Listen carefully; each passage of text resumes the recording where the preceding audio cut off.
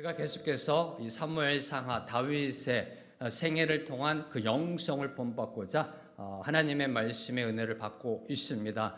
지난주 두 주에 걸쳐서 저희들이요 다윗의 분노와 하나님의 섭리에 대해서 은혜 받았습니다. 오늘은 이제 나는 진짜일까라는 그 제목으로 또한 은혜 받고자 합니다. 지금으로부터 4년 전이네 벌써요.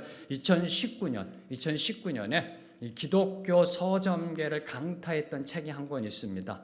나는 진짜일까라는 책입니다. 이성호 목사님께서 쓰신 책 나는 진짜일까라는 그 책이 출판되면서 정말 놀라운 쇼킹한 그 센세이션을 일으켰던 성도들에게, 특별히 저에게, 목사인 저에게도 그 책을 읽으면서 평소에 제가 고민하던 것들, 나는 진짜일까? 나는 진짜 크리스찬일까? 라는 그러한 책이 있었습니다. 오늘 이 세상을 살아가는 나는 진짜 크리스찬일까? 저희가 두 주에 걸쳐서 살펴보았던 나발 앞에서 분기 충천하여 길길이 날뛰는 다윗은 진짜 크리스찬일까? 진짜 크리스찬일까? 라는 그러한 질문을 던질 수밖에 없습니다. 이 책, 나는 진짜일까란 이 책을 구매하고자 인터넷 사이트 들어가시면은요, 그게 교보 인터넷이던 예스, 24, 그 어떠한 구매 사이트 들어가시면 한 목소리로 이 책을 이렇게 소개하고 있습니다.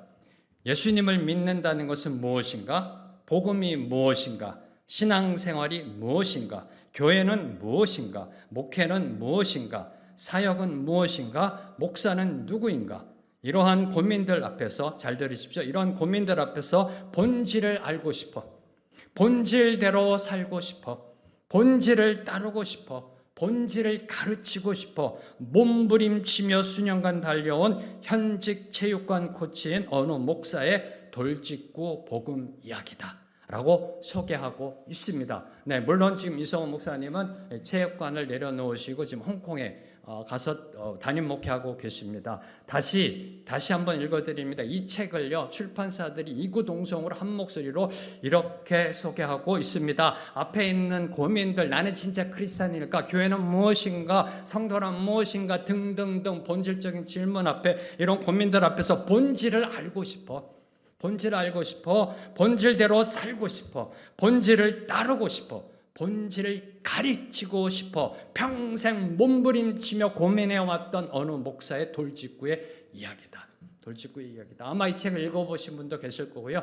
아마 이 책을 읽어보시면은 저와 여러분이 어떠한 신앙생활로 나아갈지에 대한 영적 도전이 이루어질 줄로 믿습니다. 그리고 이 저자 이성호 목사님은 이 책의 결론을 이렇게 내리고 있습니다.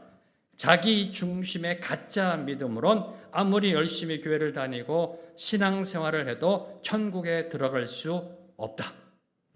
입술로 아무리 예수님을 주라고 고백해도 자기 중심의 가짜 믿음으론 구원에 이를 수 없다. 어떤 사람들은 구원의 확신만 있으면 천국에 간다고 주장한다. 그러나 십자가는 저렴하지 않으며 복음 역시 싸구려가 아니다. 천국은 그렇게 쉽게 들어가는 곳이 아니다라고 결론을 맺고 있습니다. 어떤 사람들은 구원의 확신만 있으면 천국에 간다고 주장한다. 그러나 십자가는 그렇게 저렴한 것이 아니다. 천국은 그렇게 싸구려가 아니다라고 저자 이성호 목사님은 결론을 맺고 있습니다. 한마디로 믿음엔 가짜가 있다는 겁니다. 한마디로 믿음에도 가짜가 있고 가짜 믿음으로는 절대 구원에 이르지 못한다. 교회에도 쭉정이는 있다라는 겁니다. 교회에도 알곡이 있고 쭉정이는 있다라는 겁니다. 먼저 여러분에게 좀 무거운 질문을 던짐으로 오늘 말씀을 시작하고자 합니다. 여러분의 믿음은 진짜인가요? 여러분의 믿음은 진짜인가요? 아니면 가짜인가요? 상당히 두려운 질문입니다. 두려운 질문입니다. 자, 이 질문을 우리가 가지고요, 오늘 말씀을 통하여 나의 신앙을 돌아보고 나는 과연 진짜 크리스찬인가 돌아보고 도전받게 되기를 소망합니다. 특별히 나발의 모습과 다윗의 모습을 통해서 어떤 삶이 하나님의 백성다운 삶인지, 어떤 삶이 진짜 크리스찬의 삶인지 고민해보고 도전받고 그 삶을 살아내기를 소망합니다. 자, 먼저 오늘 말씀 36절은요 나발을 죽이겠다고 다윗이 군사를 데리고 오는 것을 아비가일이 도중에 만나 극적으로 설득하고 집으로 돌아왔을 때 벌어지고 있던 상황을 묘사하고 있습니다. 저희들이 지지난주 설교 말씀 속에서 아비가일이 달려가잖아요. 나발을 죽이겠다고 군사 400명을 이끌고 올라오는 다윗을 만나 그를 설득합니다. 그리고 그 일을 처리한 다음에 돌아왔을 때 집에서는 어떠한 일이 벌어지고 있었는지를 36절에서 묘사하고 있습니다. 36절 말씀 함께 읽습니다. 시작. 아비가일이 나발에게로 돌아오니 그가 왕의 잔치와 같은 잔치를 그의 집에 배설하고 그게 취하여 마음에 기뻐함으로 아비가일이 밝는 아침까지는 아무 말도 하지 아니하다가 아비가일이 다윗을 만나 사태를 수습하는 동안 나발은 집에서 왕의 잔치 같은 잔치를 벌이고 있었습니다. 이 사실 속에 먼저 저희들이 세 가지를 함께 묵상하며 나아가기를 소망합니다. 첫 번째로 나발은요, 당시 양털 깎는 축제를 마치고 돌아왔습니다. 집으로 돌아왔습니다. 그리고 뒤풀이 성격의 잔치를 벌이고 있었습니다. 그런데 크게 취할 정도로 만취해 있었다. 크게 취하여라고 성경은 기록하고 있습니다. 바로 이것이 세상이 쾌락을 추구하는 모습이라는 것입니다. 한번 쾌락에 빠지면요, 한번 정욕에 빠지면, 한번 향락에 빠져들면 이성을 잃을 때까지 빠져드는 것이 세속적 향락입니다. 세속적 쾌락임을 보여주고 있는 겁니다. 그래서 세상적인 말 가운데 부어라 마셔라는 말이 있는 거고요. 한 잔이 두 잔 되고 두 잔이 세 잔 된다는 말이 있는 겁니다. 그래서 특별히 한국의 음주 가무에는 1차, 2차, 3차라는 말이 있는 거고요. 이는 단지 음주에만 관련되는 것이 아니라 이 땅에 세속적 향락을 쫓아가는 삶의 모습이라는 겁니다. 한 잔이 두 잔 되고 두 잔이 세 잔 되고 한 번 빠져들면 끝까지 가는 것이 세상적 쾌락임을, 언제까지요? 크게 취할 때까지 나아가는 모습이 바로 세상적 쾌락의 모습을 보여주고 있습니다. 저는 이 부분을 묵상하면서 이렇게 묵상해 봤습니다. 이때 나발이 조금 가난했더라면, 그런 아쉬움이 있더라고요. 나발이 좀 가난했더라면, 세상의 정욕과 쾌락에 대한 이 영적 타락은요, 늘 항상 주머니에 돈이 있을 때 발생합니다. 돈 없는데 어떻게 술을 마셔요? 돈 없는데 어떻게 세상의 정욕을 향해 나아갈 수 있을런지. 그렇죠? 이때 나발이 조금만 가난했더라면 이런 실수와 죄악을 범하지 않았을 텐데. 다시 선포합니다. 이 세상 정욕과 쾌락에 대한 영적 타락은요, 늘 항상 주머니에 돈이 있을 때 발생한다는 겁니다. 우리 믿는 자들도 예외가 아닙니다. 여기서 저와 여러분이 놓치지 말아야 할 사실, 나발도 하나님을 예배하는 하나님의 백성이었다. 이스라엘 백성입니다. 선민입니다. 하나님의 택함 받은 백성. 더 나아가 갈렙의 후손입니다. 누구요? 갈렙. 여러분이 여호수아서를 보시면 여호수아 갈렙이 있잖아요. 믿음의 명문 집안입니다. 가나안에 들어가서 하나님께 쓰임받아 가나안 정복에 쓰임받았던 갈렙의 후손이라는 겁니다. 갈렙의 후손, 믿음의 명문가의 후손이 지금 크게 취할 정도로, 양털 깎는 축제 가운데서 이미 거하게 취했는데 집에 와서도 또 아주 취할 정도로 지금 술을 마시고 있음을 보여주고 있는 겁니다. 오늘 교회 다니는 사람들 중에도 나발이 있다는 겁니다. 교회 다니는 사람들 중에도 나발이 있다라는 겁니다. 교회 안에서 예배 드릴 때는 모릅니다. 왜? 다 거룩해 보이니까. 바로 이 부분이 이성호 목사님이 나는 진짜일까 해서 강조하는 겁니다. 교회 안에서는 모른다라는 겁니다.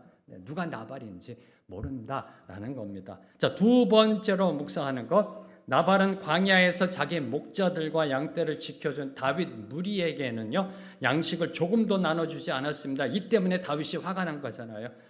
나발의 그 목동과 가축을 돌봐주었는데도 양털 깎는 축제 가운데 성경에 보면은 나그네에게도 먹을 것을 나눠주라 했는데, 그렇게 도움을 줬는데 가서 양식을 구하자 나는 다윗을 모른다, 다윗이 누구냐라고 무시하고 조롱하고, 다윗의 무리를 위해서는 조금도 나눠주지 않으면서 자신을 위해서는 왕의 잔치를 벌이고 있었다는 겁니다. 왕의 잔치. 이것이 세상의 보편적인 모습입니다.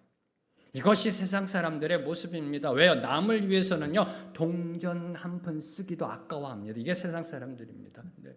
나발이 그러잖아요. 다윗이 누구냐? 누군데 내가 내 쌀, 내 음식, 내 포도주를 주느냐?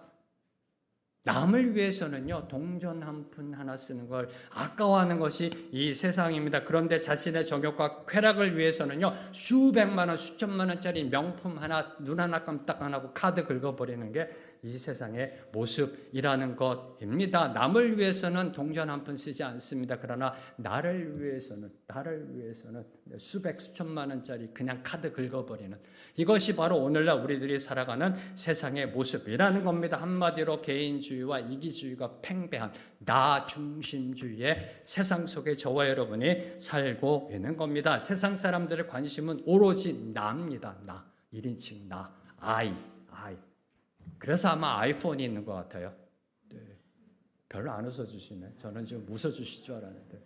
네. 저는 좀 U폰도 만들었으면 좋겠어요. U폰. 아이폰만 아니라 U폰, 위폰 이렇게요. 그죠? 네. 아이폰. 왜 아이폰이 이렇게 세상에서 받아들여질까? 나.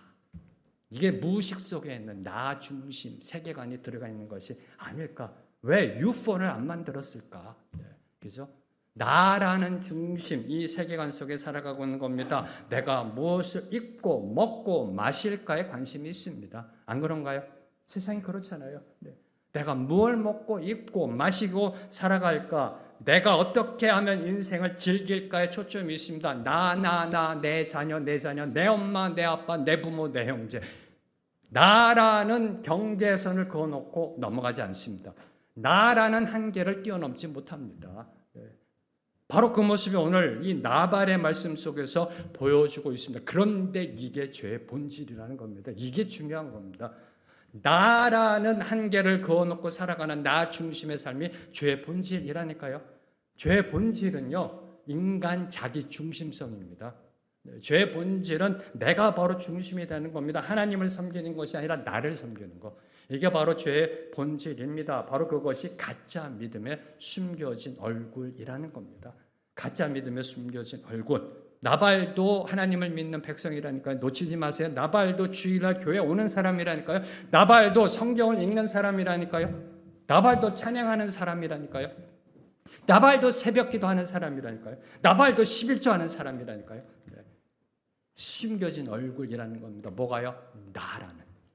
나라는 그 중심적 사고관이 바로 가짜 믿음에 숨겨진 얼굴입니다. 세 번째로 묵상하는 거, 나발은 지금 어떠한 일이 일어나고 있는지 어떤 상황인지 모른 채 향락을 즐기고 있다라는 겁니다. 한마디로 영적 무지와 영적 무감각. 이 가짜 믿음의 본성입니다. 본질입니다. 영적 무지와 영적 무감각 속에 빠져 있는 겁니다. 그때가 어떤 상황이었는지요? 다윗이 나발을 죽이겠다고요. 군사를 400명이나 끌어모아 오는 것을 아비가일이 급히 나가 겨우겨우 말리고 설득하고 돌아온 상황입니다. 그런데 정작 문제를 일으킨 당사자는요, 향락을 즐기면서 술에 취해 있는 겁니다. 거하게 취해 있는 겁니다. 이 얼마나 한심한 작태일런지요. 영적 무지, 영적 무감각. 네. 이 나발의 모습을 통해 깨닫는 사실, 우리 믿는 자, 성도, 가짜 믿음뿐만 아니라 진짜 믿음, 믿는 자들 삶 가운데서도 세상 사람들처럼 쾌락을 쫓는 영적 무지와 영적 무감각의 모습이 얼마든지 발견될 수 있다라는 겁니다. 저와 여러분의 삶 속에도 영적 무지와 영적 무감각의 악이 있을 수 있다라는 겁니다. 증명하겠습니다. 누가복음 21장 34절 말씀. 누가복음 21장 34절 말씀, 예수님께서 하신 말씀입니다. 함께 읽습니다. 시작. 너희는 스스로 조심하라. 그렇지 않으면 방탕함과 술 취함과 생활의 염려로 마음이 둔하여지고 뜻밖의 그날이 덫과 같이 너에게 임하리라. 주님은 말씀하십니다. 너희는 스스로 조심하라. 그렇지 않으면 방탕함과 술 취함과 생활의 염려로 마음이 둔하여지고 뜻밖의 그날이 덫과 같이 너희에게 임하리라. 주님이 가리키고 있는 이 너희는 믿지 않는 자들이 아닙니다. 여러분이 나중에 한번 누가복음을 읽어보세요. 너희는 믿지 않는 불신자가 아니라 예수님의 제자들, 12 제자들. 지금 예수님의 제자들을 향해서 예수님께서 말씀하고 있는 겁니다. 제자들아 너희는 스스로 조심하라. 그렇지 않으면 너희들 제자들이라 할지라도 방탕함과 술 취함에 빠질 수 있다라고 주님께서 경고하신 겁니다. 쾌락과 향락의 문제는요, 교회 다닌다고 해서 자동적으로 해결되는 문제가 아니라는 겁니다. 예수 믿는다고 해서 면제가 되는 게 아니라는 겁니다. 네. 제자도 예수님의 제자 3년 동고동락하며 예수님께 직접 하사받은 하나님 나라에 대해서 직접 직강을 들은 제자들도 깨어있지 못하면 술 취함과 방탕함에 빠질 수 있다라는 사실을 지금 주님께서는 경고하신 겁니다. 인간이라면 그 어느 누구도 예외 없이 육신의 정욕, 안목의 정욕, 이생의 자랑으로부터 자유로울 수가 없습니다. 목사도요, 성도도요, 그 어느 누구도 예외 없습니다. 예외 없습니다. 육신의 정욕, 안목의 정욕, 이생의 자랑으로부터 자유로운 사람은 이 땅에 아무도 없습니다. 그럼 어떻게 해야 될까요? 고민해야 되잖아요. 여러분 살아오면서 이 고민 안 하세요? 육신의 정욕, 안목의 정욕, 이생의 자랑 안 걸려 넘어지세요? 네. 이거 안 걸려지고 넘어진다는 건 벌써 거짓말하는 죄입니다. 또 그렇죠? 이거 어떻게 해야 되는가? 네. 이에 대해서 마틴 루터 중세교회 개혁가 마틴 루터가 다음과 같이 대답하였습니다. 새가 머리 위로 지나다니는 것을 막을 수는 없어도 내 머리 위에 둥지를 트는 것은 막을 수 있다. 새가 내 머리를 날아다니는 것은 내가 어떻게 할 수가 없습니다. 그런데 그 새가 내 머리 위에 둥지를 트는 것은 내가 얼마든지 막을 수 있다. 자, 이는 우리 생각 속에 스치고 지나가는 수많은 악한 생각들. 악한 생각 많지 않으세요? 아니, 우리 사랑하는 생명의 길교 성도들은 없으리라 믿습니다. 네, 저만 있습니다. 이렇게 운전할 때도 보면 악한 생각이 들어오잖아요. 앞에 차 갑자기 끼어들어오면 악한 생각이 쑥 지나가잖아요. 이렇게. 네, 그게 가끔가다 입으로도 나오고. 네. 우리들이 살아가면서 우리의 생각 속에, 머릿속에, 마음속에 스치고 지나가는 수많은 악한 생각들 피할 수 없습니다. 그걸 어떻게 피해요? 그렇죠? 피할 수 없습니다. 그러나 그 악한 생각이 내 마음속에 자리를 잡고 둥지를 트는 것은 얼마든지 막아낼 수가 있다라는 겁니다. 바로 이 부분을 마틴 루터께서 강조한 것입니다. 저는 여기서요, 마틴 루터가 이 말을 했다라는 거, 마틴 루터도 이 부분에 있어서 자유롭지 못했다는 겁니다. 마틴 루터도 그들 생각 속에 악한 것이 끊임없이 올라왔음을 보여주고 있는 겁니다. 누군가요? 마틴 루터가요? 십자가의 복음으로 돌아가자, 다시 초심으로 돌아가자, 중세교회는 타락했다, 변질됐다, 말씀으로 돌아가자라고 외쳤던 분입니다. 하루에 3시간 이상 기도하신 분이고요, 말씀 위주로 살아내려고 애썼던 분인데, 그분이 이런 말 한다는 건 마틴 루터 본인도 이 부분에서 자유롭지 못하고 끊임없이 갈등과 고민 속에 이것을 이겨내려고 발버둥 쳤음을 보여주고 있는 겁니다. 오늘 우리도 예외가 아니라는 겁니다. 오늘 저와 여러분도요, 새가 머리에 둥지를 틀지 않도록 자주 머리를 흔들어야 한다는 겁니다. 자, 한번 머리를 좌우와 우로 흔들겠습니다. 네, 목사가 흔들려면 좀 흔들어 주세요. 이렇게. 네. 이렇게 흔드는 분도 계시고요, 이렇게 흔드는 분도 계시고, 이렇게. 네. 머리를 흔들어야 됩니다.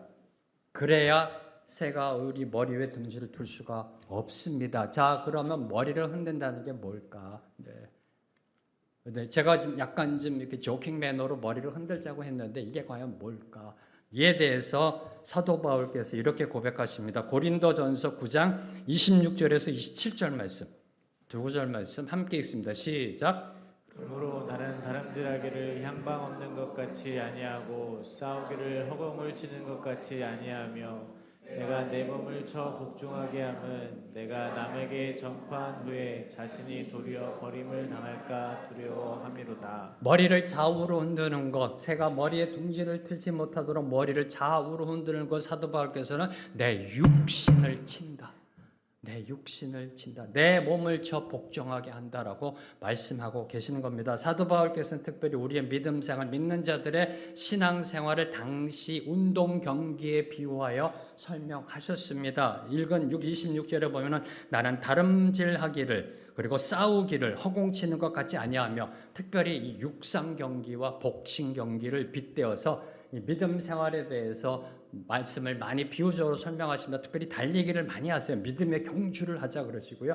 이 달리기를 많이 비유하시는데 자, 믿음 생활은 운동 경기에 비유하면서 설명하고 계시는 겁니다. 자, 만약에 운동선수가 훈련을 열심히 합니다. 훈련을 마치고 저녁에 배가 고프다고 야식을 먹고요.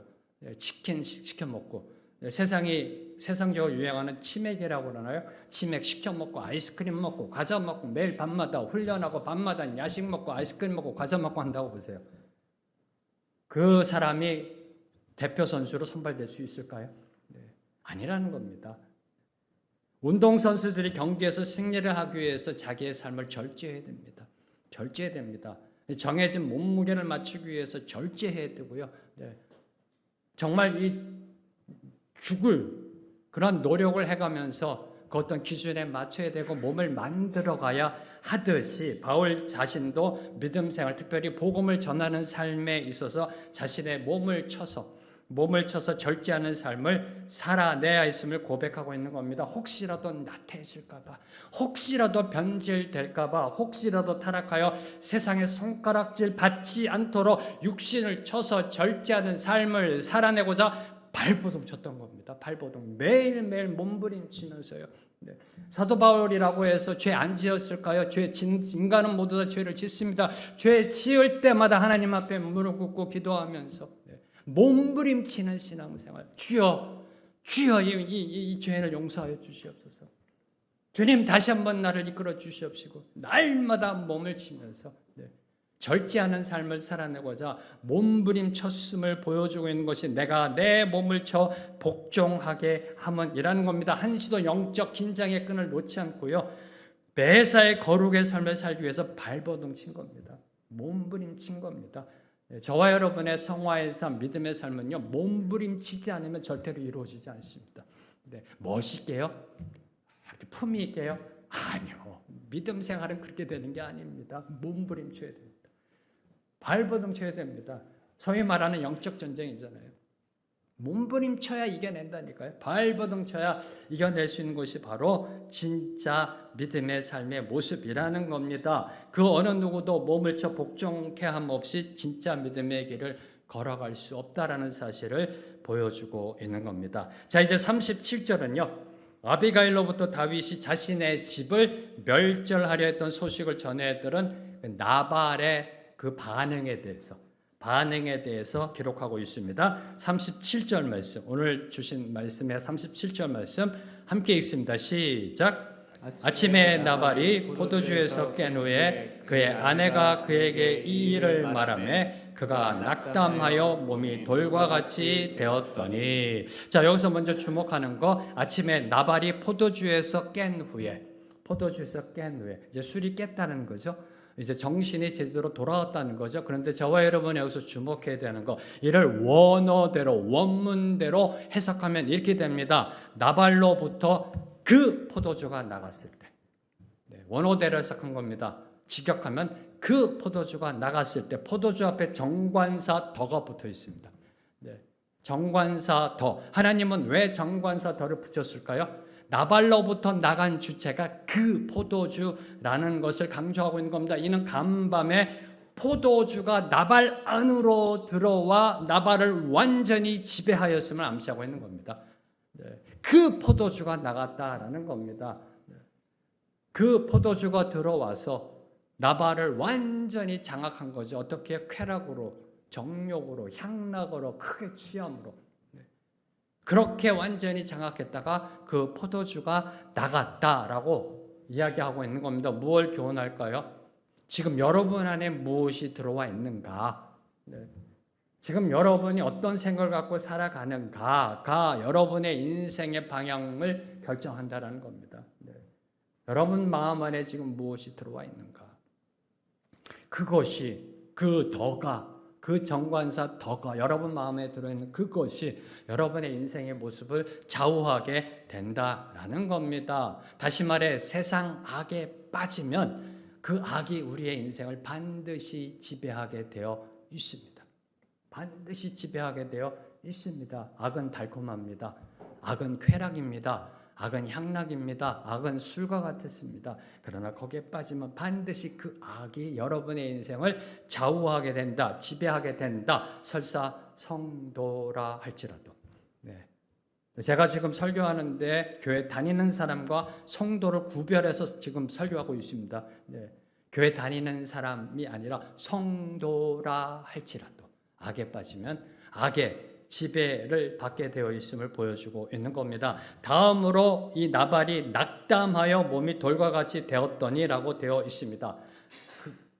나발이 다윗이 분노하여 400명을 이끌고 자신을 죽이려 하였다는 말을 듣고서 낙담하여 몸이 돌과 같이 되었다라는 겁니다. 큰 두려움의 공포 속에 완전히 눌려버렸음을 암시하고 있는 겁니다. 다윗이 400명을 일으켜서 당신 나발, 당신 집안 다 멸절시키려고 달려왔어. 내가 겨우 막아놨어 라는 소리를 들은 순간 큰 두려움 속에 눌려버렸던 겁니다. 그리고 그 두려움의 공포 속에 충격 속에 빠져 헤어나지 못하고 38절을 보면 끙끙 앓다가 열흘 뒤에 죽고 말았음이 기록되어 있습니다. 이 모습이 믿는 자와 믿지 않는 자의 차이입니다. 가짜 믿음과 진짜 믿음의 차이가 이 모습 속에 드러나 있습니다. 무슨 말이냐고요? 하나님을 믿던 믿지 않던 그 어느 누구도 예외 없이 인간은 실수하고 넘어지고 잘못하고 죄를 짓게 되어 있습니다. 그렇죠? 네, 하나님을 믿어도요, 진짜 믿음의 소유자도요, 성도도 죄를 짓습니다. 네, 죄를 짓습니다. 네. 그리고 그로 인해 인생의 시련과 위기와 고난의 아픔과 고통이 닥쳐올 수도 있습니다. 그때 그 위기가 닥쳐올 때, 그죠?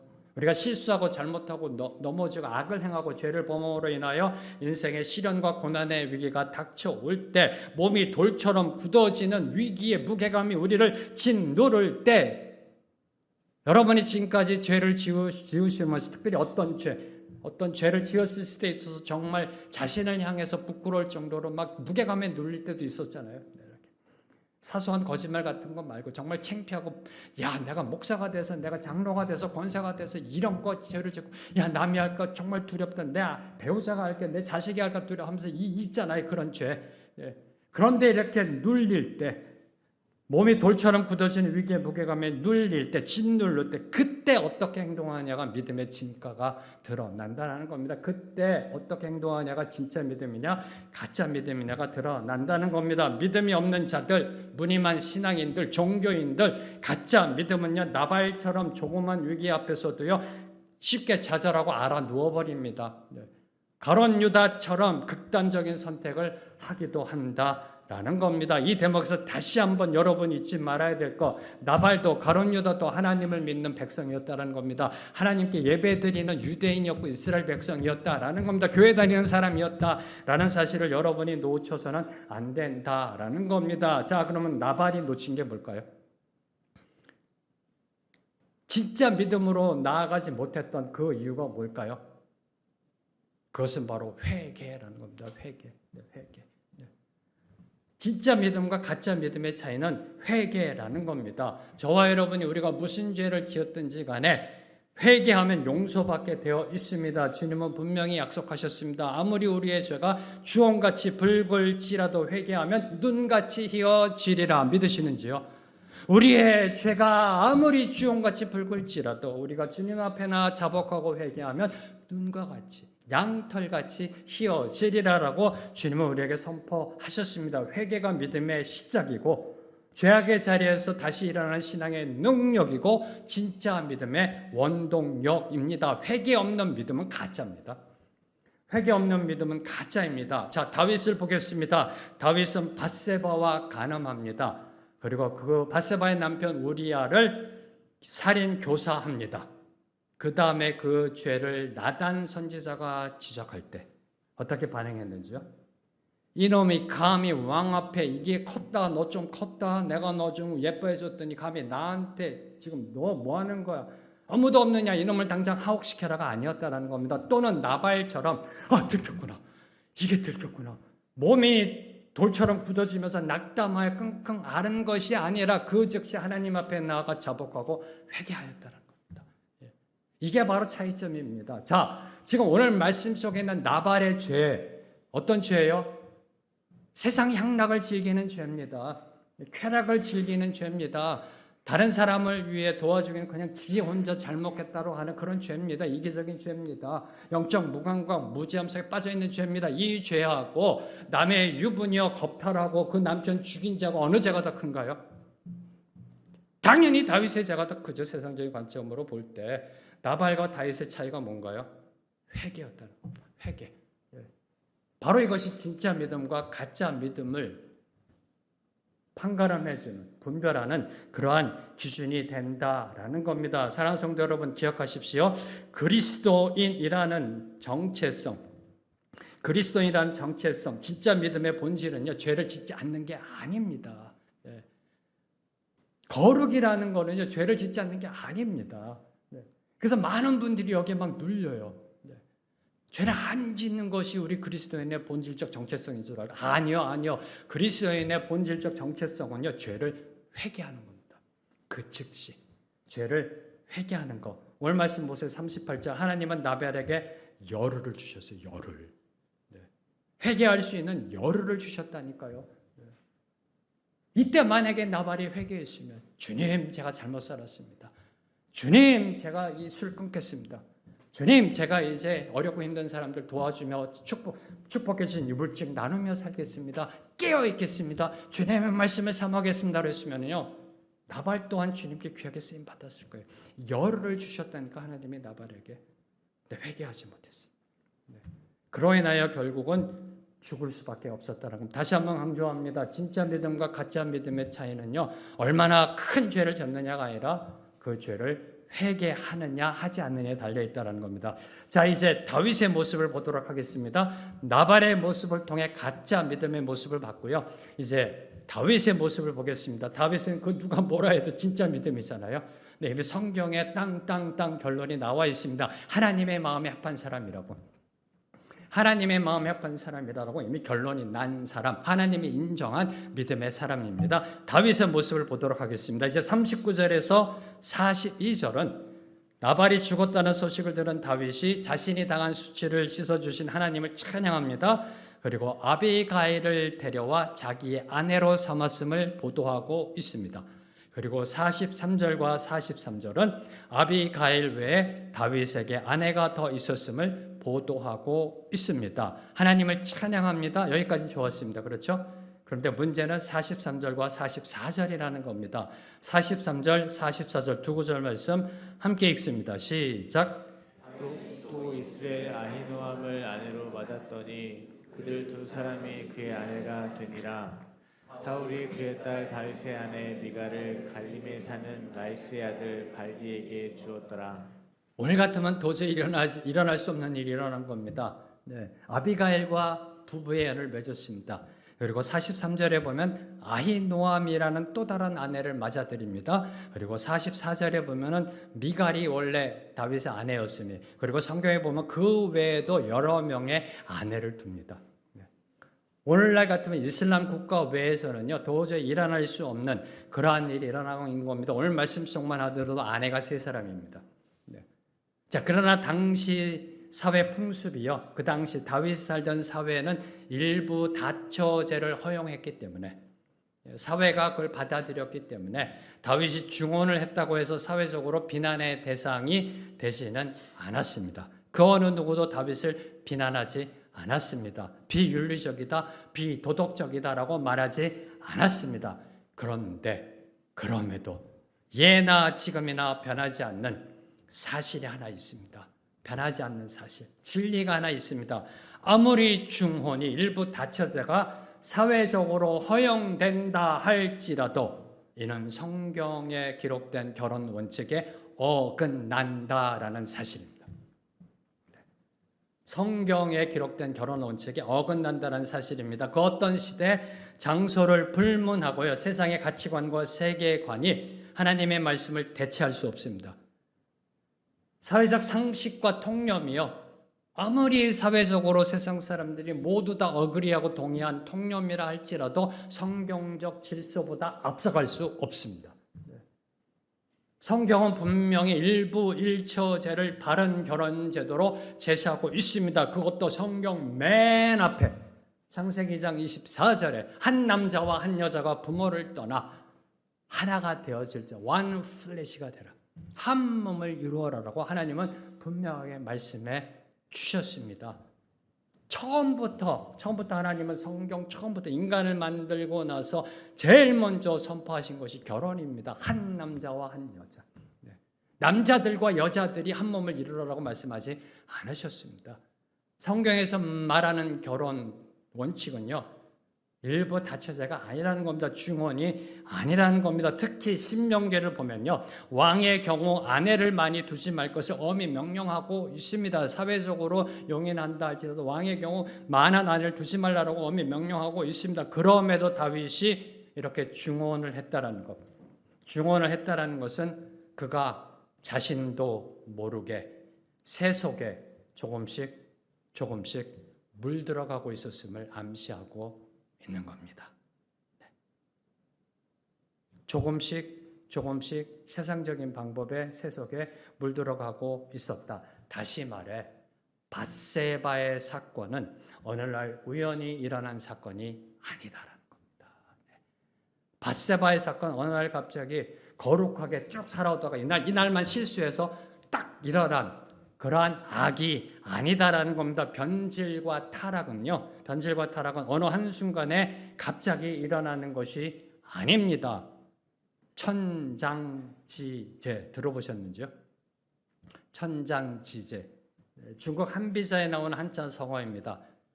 천장지제. 천길 높이의 뚝방, 제방. 또 사소한 개미 구멍 하나로 무너진다라는 겁니다. 천길 높이의 뚝방, 제방도 개미 구멍 하나가 커져서 무너진다라는 겁니다.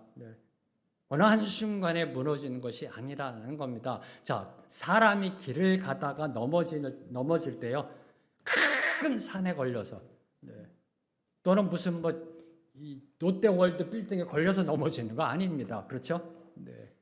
큰 산이나 무슨 63 빌딩에 걸려서 넘어지세요? 거기에 걸려 넘어지는 것이 아닙니다. 아주 작은 것들.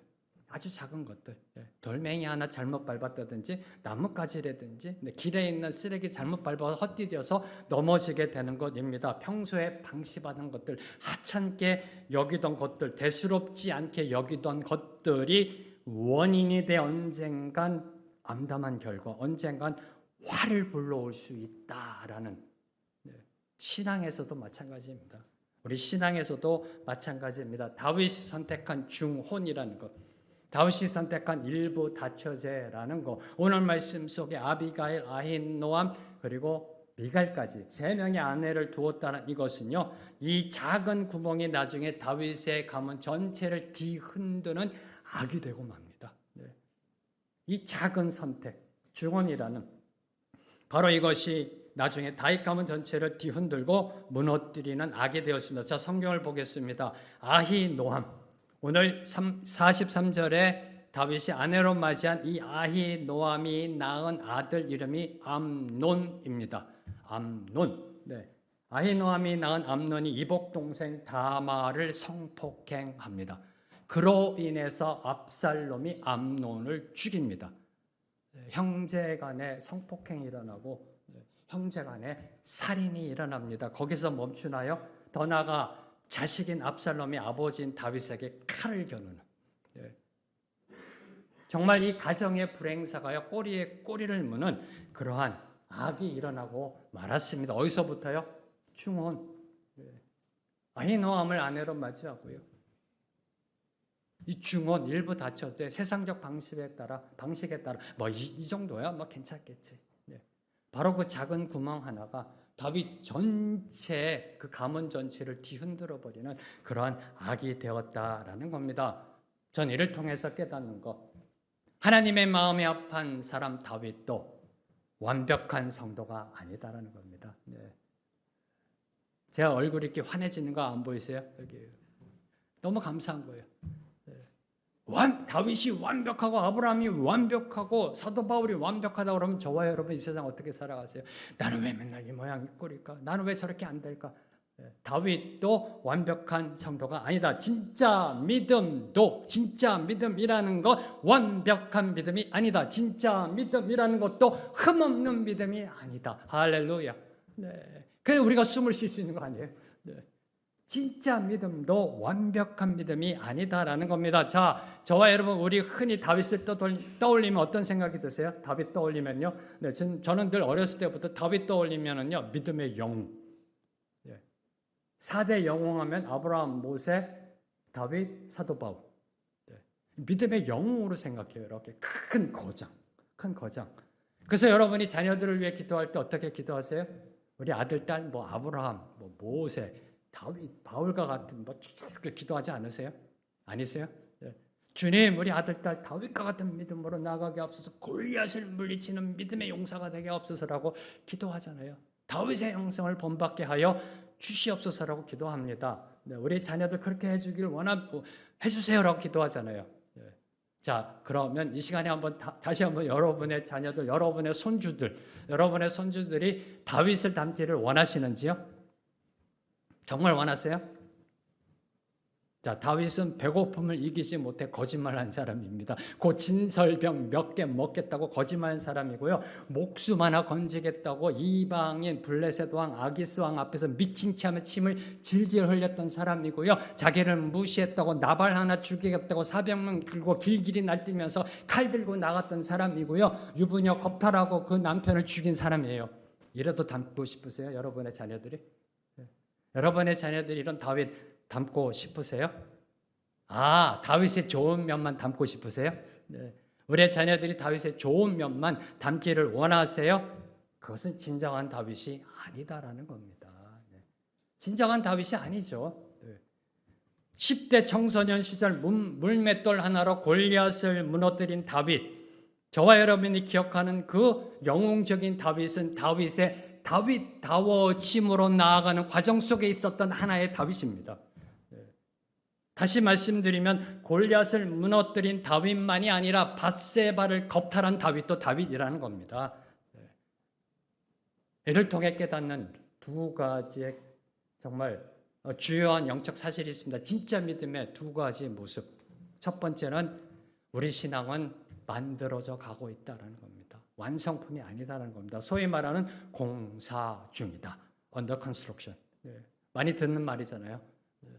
지금 저희 교회 주위에도요, 오피스텔 짓느라고 많은 공사들이 이루어지고 있습니다. 건물이 지어질 때, 이 아파트가 지어질 때 제일 먼저 골조가 올라갑니다. 철골이 올라갑니다. 그렇죠? 튼튼하게 올라갑니다. 네, 그리고 벽이 세워지고 콘크리트 타설 작업이 이루어지고요. 네, 그리고 창문을 달고 벽지를 도배를 하고요. 수소시설, 전기시설 들어가고 가전, 가구, 살림살이들이 들어갑니다. 그리고 입주를 합니다. 그렇죠? 그 순서를 겪잖아요. 우리의 믿음도 마찬가지예요. 주는 나의 예수 그리스도이시며 하나님의 아들이시며 믿습니다는 큰 골조가 세워지잖아요.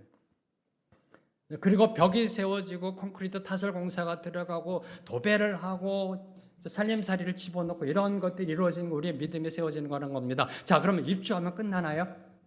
새집 증후군 있잖아요. 새집 증후군.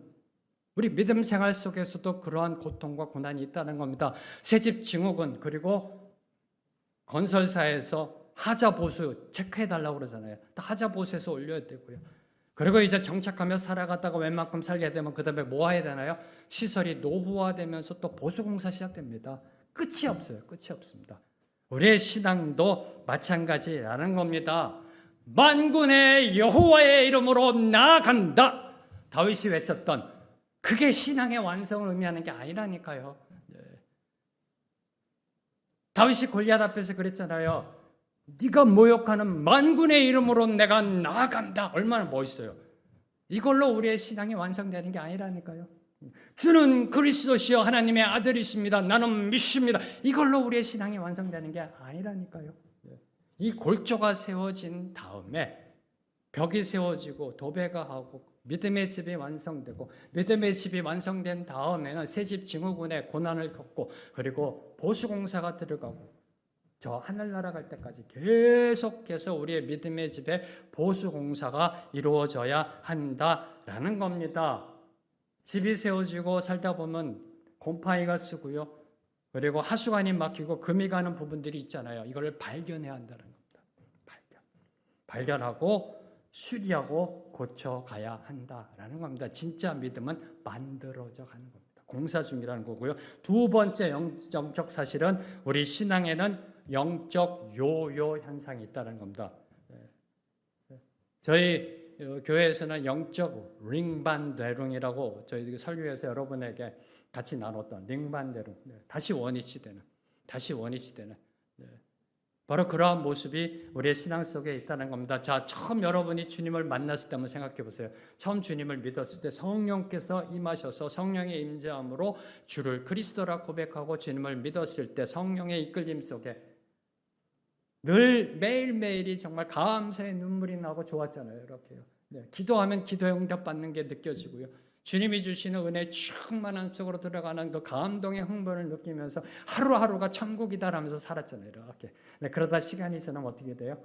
신앙이 메말라지고 삶이 또 그 하루하루의 그냥 그런 삶이 일상적인 평범한 삶이 되고 감격은 사라지고 그냥 평범한 삶을 살아가게 됩니다. 대부분 이때 성도들은요, 회의감과 무력감을 느낍니다. 그리고 넘어지기도 하고 또 어떤 성도들은 세상의 유혹을 받아 타락의 길을 걷기도 합니다. 어처구니 없는 일이 일어나기도 합니다. 그러면서 이제 신앙의 모습은 은혜 받았다가 제자리 돌아왔다가 눈물 흘리며 주여 했다가 다시 또 돌아와서 성질 부리고 살다가 또 은혜 받으면 눈물 흘리고 주여 아멘 하다가 또 다시 원위치 돌아와서 내가 잘났다 네 못났다 또 싸우다 또 은혜 받 이게 왔다 영적 요요 현상, 링반대롱 이런 삶을 반복해서 살아가고 된다라는 겁니다. 왜 그럴까요?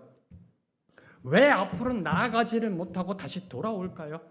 그때는 은혜 받았는데 눈물 흘렸는데 목숨까지도 내놓을 것 같은데 주여 감사합니다 했는데 왜 시간이 지나면 다시 돌아와서 내 승질대로 살아가는 모습을 보일까요? 그 이유는요, 수십 년 동안 저와 여러분이 이 세상에 살면서 세상적인 삶의 방식, 타락한 삶을 살아온 우리의 몸과 생각과 습관들이 옛 생활로 돌아가려고 하기 때문이라는 겁니다. 처음 골리앗을 만나 싸울 때는요, 성령 충만합니다. 믿음 충만합니다. 말씀 충만합니다. 그런데 그 신앙의 초심을 잃어버리면, 그 감동을 잃어버리면 거짓말을 하게 되고요. 그리고 남의 유부녀를 유혹하고 간음하고 그의 남편을 살해 교사하는 참으로 입에 담기도 힘든 죄를 짓기도 합니다. 다시 애굽으로 돌아가려 합니다. 옛 습관, 옛 성품, 옛 성질이 올라옵니다. 이때 저와 여러분이 반드시 기억해야 될 주님의 말씀이 있습니다. 이때 저와 여러분이 놓치지 말아야 할 것, 다윗이 고백했던, 다윗이 이 영적 링반대롱의 이 현상을 겪으면서 믿음의 공사 중 가운데서도 다윗이 고백했던 말씀이 있습니다. 그 말씀은 바로 시편 119편 105절 말씀입니다. 다윗의 고백입니다. 주의 말씀은 내 발의 등이요 내 길의 빛이니이다. 이겁니다. 저와 여러분이 놓치지 말아야 될 것, 주의 말씀이라는 겁니다. 저와 여러분의 믿음의 집이 공사되어가는 가운데 새집 증후군의 문제가 생기고 보수의 문제가 생겼을 때 또는 영적 요요 현상으로 다시 돌아왔을 때 내 성질대로 살아가는 모습 가운데서도 저와 여러분이 반드시 기억해야 될 것, 주님의 말씀이 내 발의 등이고 내 길의 빛이다. 주님의 말씀만이 우리가 진짜 믿음으로 나아가는 영적 나침판이 된다라는 겁니다. 사랑하는 성도 여러분, 주의 말씀을 붙잡으십시오. 주의 말씀을 놓지 마십시오. 다윗이 주의 말씀을 붙잡았기 때문에 천인공노할 죄를 지어서도 하나님의 마음에 합한 사람이라는 귀한 하나님의 판결을 받을 수 있었던 겁니다. 오늘도 우리를 말씀으로 이끄시는 주님을 저희들이 이제 한 목소리로 찬양하고자 합니다. 진짜 믿음으로 오늘도 우리를 이끄시는 주님을 찬양합니다. 우리를 하루하루 온전케 만들어 가시는 그런 주님을 찬양합니다. 온전케 되리, 함께 찬양합니다.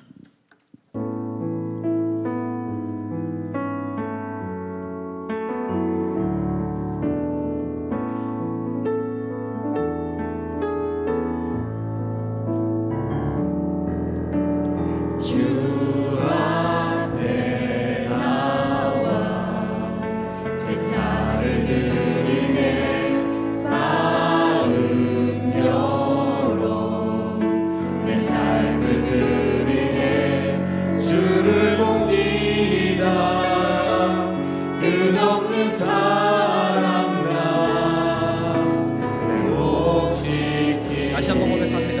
앞에 나와 주 앞에 나와 제사를 드리네 마음 열어 내 삶을 드리네 주를 봅니다 끝없는 사랑 회복시키네 이제 눈들어 주보내 이제 흔들어 주보내 그 능력 날 새롭게 해 주님의 사랑 날 만지시니 내 모든 두려움 사라지네 속에도 주붙들고 믿음으로 주와 걷네 믿음으로 주와 걷네 갈보리 언덕 넘어 구원을 주 안에 온전케 되리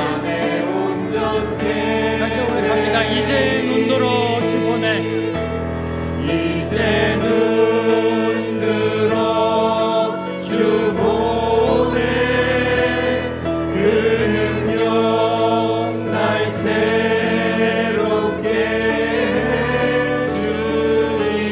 주님의 사랑 날 만지시니 내 모든 두려움 사라지네 폭풍 속에도 주붙들고 속에도 주붙들고 믿음으로 주와 걷네 믿음으로 주와 걷네 갈보리 언덕